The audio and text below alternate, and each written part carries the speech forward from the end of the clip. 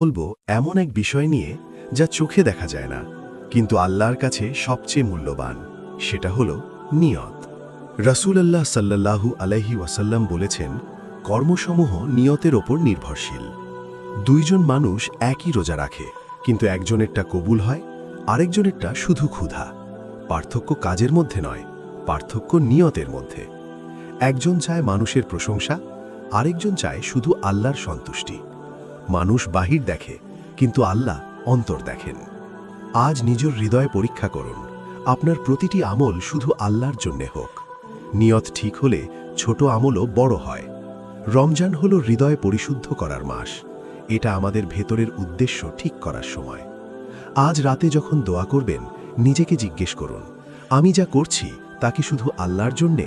এবং মনে রাখবেন, এই রমজান মাসে আমি প্রতিদিন নতুন একটি ইসলামিক বিষয় নিয়ে আসব। রমজানের গুরুত্ব, রোজার উদ্দেশ্য, নিয়তের শক্তি, শবে কদর, দান সদকার ফজিলত, প্রতিদিন একটি করে ঈমান জাগানো ভিডিও। যদি চান এই রমজান হোক পরিবর্তনের মাস, সাবস্ক্রাইব করুন এবং আমাদের সাথে প্রতিদিন থাকুন। চলুন একসাথে শিখি, একসাথে বদলাই, জান্নাতের পথে এগিয়ে যাই।